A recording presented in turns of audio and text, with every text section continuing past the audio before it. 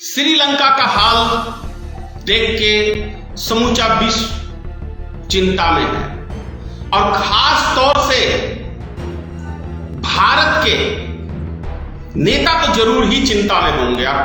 उससे भी ज्यादा हमारे देश के प्रधानमंत्री, फेंकू प्रधानमंत्री निश्चित ही होंगे। जिस देश का रुपया गिरता है ना, उस देश का बेड़ा गर्क हो जाता है, वो गड्ढे में चला जाता है। मोदी के इस बयान को याद कर लो भक्तों। जनता पार्टी के पास 2024 का चुनाव लड़ने के लिए तो ये हनुमान चालीसा के भरोसे अब चले हैं। जबरन मुसलमानों के घर के आगे हनुमान चालीसा पढ़ेंगे, किसी मस्जिद के आगे पढ़ेंगे, दंगे होंगे। हमारे देश की दुश्मन है ये मीडिया, गोदी मीडिया। नाम ले रहा हूं, आज तक, जी न्यूज, न्यूज नेशन, अभी एक नव भारत टाइम्स से चला है, ये तो सबसे बड़ा रिपब्लिक भारत। ये सारे देश के दुश्मन हैं, देशद्रोही चैनल हैं। सरकार ने बनाया तो कुछ नहीं है, किसी गरीब का घर तो बसाया नहीं है, लेकिन बुलडोजर लेके तोड़ने में लगे हुए हैं।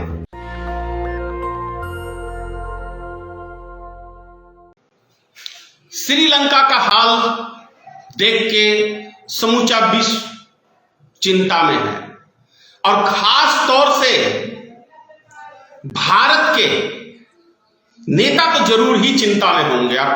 उससे भी ज्यादा हमारे देश के प्रधानमंत्री, फेंकू प्रधानमंत्री निश्चित ही होंगे, क्योंकि जिस नक्शे कदम पे देश को ले गए हैं देश के प्रधानमंत्री, फेंकू भवा, लंबा फेंकते हैं तो फेंकू भवा, भक्त कहते हैं यशस्वी भवा, तेजस्वी भवा, और मैं कह रहा हूं भारत के प्रधानमंत्री फेंकू भवा।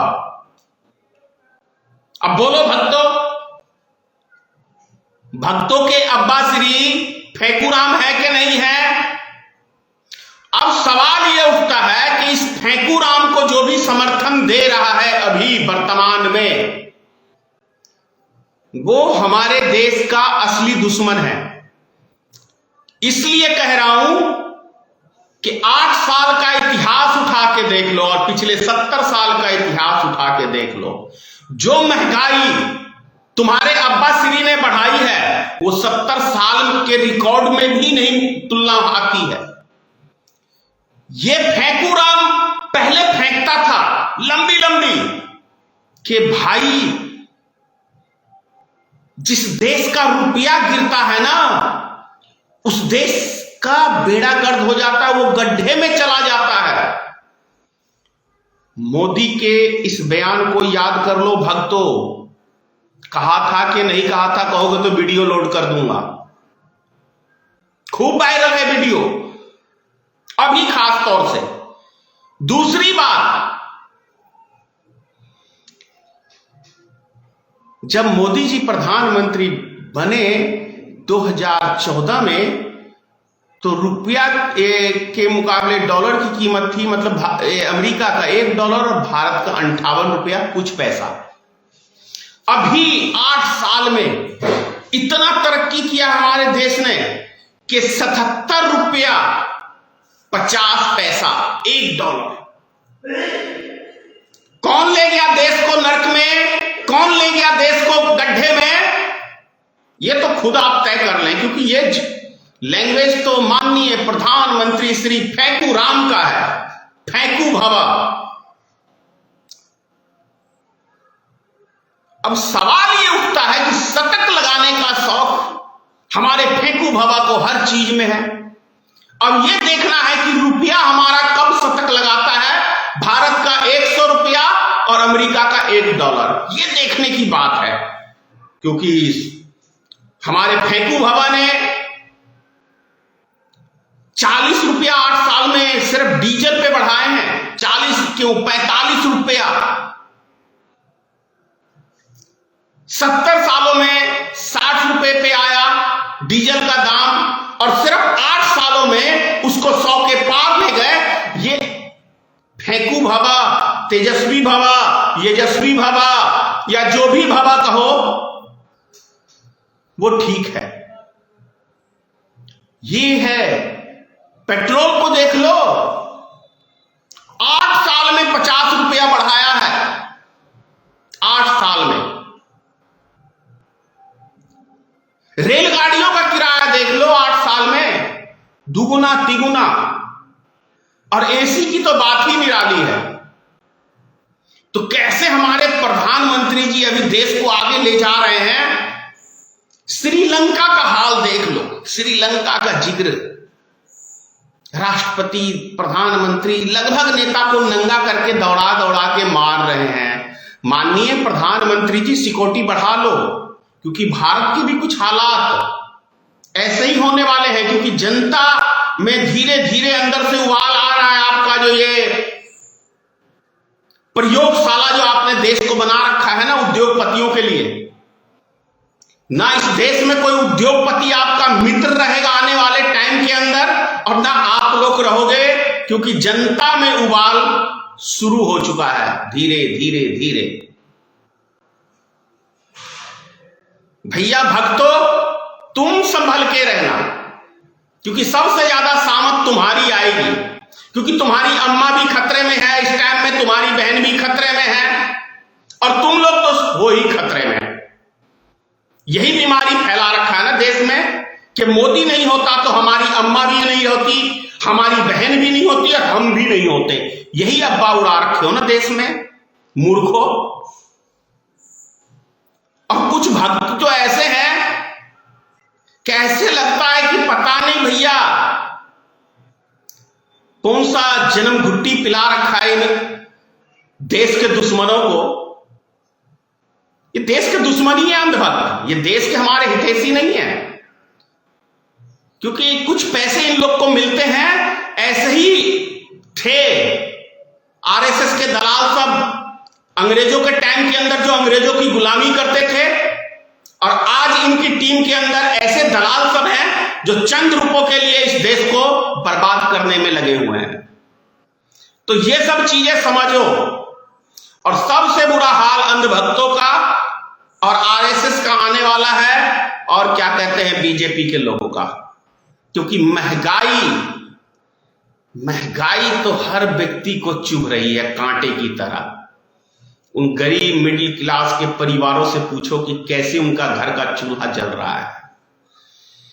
उजाला योजना बनाया था, गैस सिलेंडर का 410 का, अरे शतक से भी पार कर दिया, कमाल का। भाई यशस्वी भवा ने कितना बड़ा तीर मारा, इसीलिए तो कभी ये बेशरम कभी मीडिया के बीच में नहीं आता है। बेशरम ही है हमारा प्रधानमंत्री, शर्म लिहाज कहीं, सब बेच के खाया हुआ व्यक्ति है। न इज्जत की चिंता, न फिक्र कोई, अभिमान की जय बोलो। क्या कहूं, फेंकूराम, बेईमान, या देश का लुटेरा, क्या कहें। बेईमान भी है, फेंकूराम भी है, और इस देश का लुटेरा भी है। भले इसने शादी में करके घरवाली छोड़ दी, लेकिन इस फेंकूराम के शौक किसी शादीशुदा व्यक्ति से उनके तो शौक नहीं होते, लेकिन इस फेंकूराम को दिन में 4 वस्त्र ही चेंज होता है। अपने वेतन से करना, देश की जनता का पैसा। और कुछ हमारे देश में ऐसे चमन चूतिए कमेंट भी करेंगे अभी कि प्रधानमंत्री है, प्रधानमंत्री के बाप का पैसा है, या तेरे बाप ने दिया है कमा के रे। कितना पैसा डोनेशन करता है, कितना पैसा टैक्स भरता है। अंधभक्तों, तुमसे पूछ रहा हूं, कितना पैसा देते हो देश को टैक्स। मेरी बात करते हो, तुम्हारे फरिश्ते भी इतना टैक्स में देता हूं जो नहीं दे सकते हैं। समझ गए।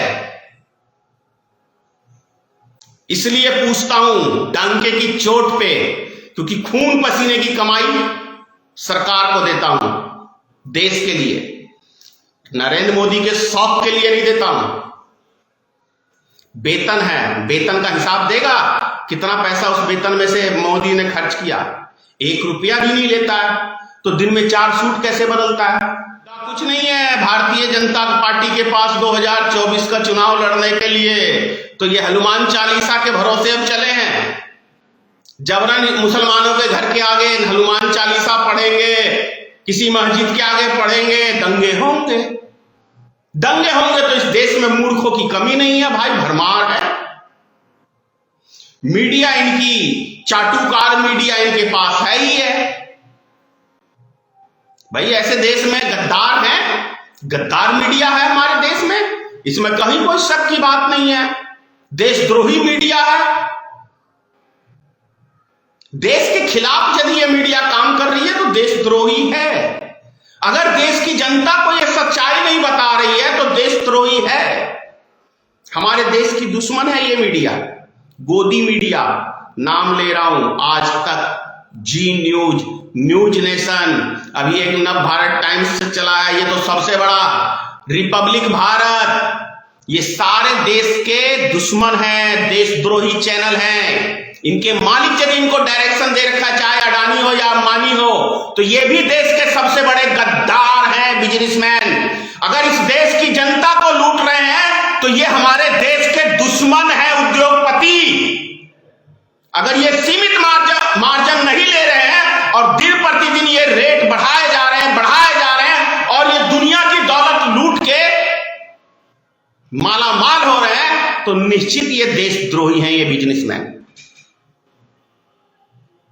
ये देश की जनता को कंगाल करके सिंगल मालामाल हो रहे हैं, इसलिए ये इनको मैं देशद्रोही कह रहा हूं। ये हमारे देश की चिंता नहीं कर रहे हैं, हमारे देशवासियों की चिंता नहीं कर रहे हैं, हमारे देश के नागरिक की चिंता नहीं कर रहे हैं। इनको सिर्फ हमारे देश का आदमी गरीब हो रहा है और ये मालामाल हो रहे हैं, और इसको सपोर्ट कौन कर रहा है? हमारे देश की सरकार कर रही है, क्योंकि ये गूंगी बहरी सरकार है, कुछ नहीं बोलती है, सिर्फ मन की बात बोलती है और जनता की दिल की बात सुनना नहीं चाहती है। इसलिए है ये। समझ जाओ अंधभक्तों, अभी भी मेरा कुछ नहीं लोगे, जो जाएगा तुम्हारा ही जाएगा, और उन व्यक्तियों का जाएगा जो अभी ये हनुमान चालीसा के पाठ में उलझे हुए हैं देश में। कितनी 500 रुपए देता है भाजपा वाला या आरएसएस वाला, झंडा उठा के डोलो। बेरोजगार हो इसीलिए झंडा लेके डोले फिरते हो ना रोड पे। अरे ये बेरोजगारी की तो पहचान है कि आप झंडा लेके रोड पे दौड़ रहे हो काम धंधा की तलाश में। ये भी एक काम दे दिया, 500-500 रुपए मिल रहे हैं ना। किसके पास फुर्सत है? बाल बच्चेदार आदमी अपने बाल बच्चों की परवरिश के लिए कमाएगा। बेरोजगार आदमी देखते हो ना, 200 रुपए, 300 रुपए, 500 रुपए रैली में इकट्ठा होकर जाते हैं, वो बेरोजगार आदमी ही है। मध्य प्रदेश का भी एक वीडियो देखा था आप लोग ने। मीडिया ने जब पूछा, कुछ ईमानदार मीडिया है देश में, उन ईमानदार मीडिया वालों ने पूछा कि कितने रुपए मिलते हैं, तो भैया 150 रुपए पे ही आ गए। तो हमारे देश में किस कदर बेरोजगारी है, इससे हम अंदाजा लगा सकते हैं। यदि एक पटना में रैली होती है और गांधी मैदान जा रहा है यहां से मधुबनी से, तो कैसी बेरोजगारी है हमारे देश में। चलो भाई नाश्ता पानी मिल जाएगा, कम से कम घूम भी लेंगे और कुछ 100, 150, 500 रुपया भी आ जाएगा। तो ये है हमारे देश में रोजगार। जबरन सरकार ने बनाया तो कुछ नहीं है, किसी गरीब का घर तो बसाया नहीं है, लेकिन बुलडोजर लेके तोड़ने में लगे हुए हैं। अगर 2 मुसलमानों का घर टूट रहा है तो 50 हिंदुओं का भी घर टूट रहा है। ये भक्तों को समझ में नहीं आएगा। जहांगीरपुरी में देख लो, जहांगीरपुरी में ही जाके देख लो, पूछो भाई कितने मुसलमान के घर टूटे और कितने हिंदू के घर टूटे, नजर आ जाएगा। और अतिक्रमण की बात है तो भारत का ऐसा कोई गली, ऐसा कोई मोहल्ला नहीं है जो भारत सरकार की या राज्य सरकार की जमीन, चाहे उसने 1 इंची या 1 फुट या 10 फुट कब्जा नहीं कर रखा है। एक भी गली मोहल्ला नहीं मुझे कोई बता सकता है कि ये गली मोहल्ले में भारत सरकार का जो जमीन है, या बिहार सरकार या कहें राज्य सरकार, कहीं का भी जहां वो कहे कि अतिक्रमण। तो ये सिर्फ और सिर्फ सिर्फ और सिर्फ एक राजनीतिक रोटी सेकने के लिए ये चीजें इस्तेमाल कर रही है। भारतीय जनता पार्टी से विकास की कोई उम्मीद यदि लगा रखा है तो इस संसार का सबसे बड़ा मूर्ख व्यक्ति है, क्योंकि भारतीय जनता पार्टी किसी गरीब गुरबा की पार्टी नहीं है। ये सिर्फ और सिर्फ कुछ उद्योगपतियों की पार्टी है। आरएसएस संगठन दलित, महादलित, ओबीसी समाज के लिए नहीं है। आरएसएस संगठन एक ब्राह्मणवादी संस्था है। आरएसएस संगठन जो भी इसमें गए हैं वो इस संसार के बैकवर्ड समाज के जो भी व्यक्ति गए हैं वो मूर्ख व्यक्ति हैं। जो व्यक्ति गए हैं दलित समाज के वो महामूर्ख हैं या 500 रुपए पे गए होंगे।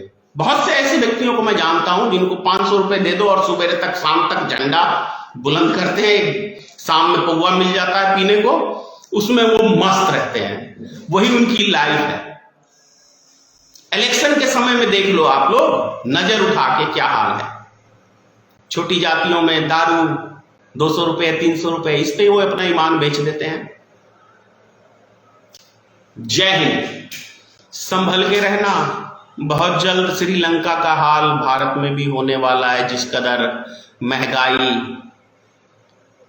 प्रत्येक दिन डीजल पेट्रोल 50 रुपए सिलेंडर, कितने दिन जनता शांत बैठेगी मोदी जी। जय हिंद। नेशनल दस्तक की आपसे गुजारिश है कि अगर इसको बचाना चाहते हैं तो नेशनल दस्तक को सब्सक्राइब करने के लिए रेड कलर के सब्सक्राइब बटन को दबाएं, फिर बेल आइकन की घंटी दबाएं। नेशनल दस्तक को बचाने के लिए बहुत जरूरी है कि हर खबर को शेयर करें, लाइक करें, कमेंट जरूर करें।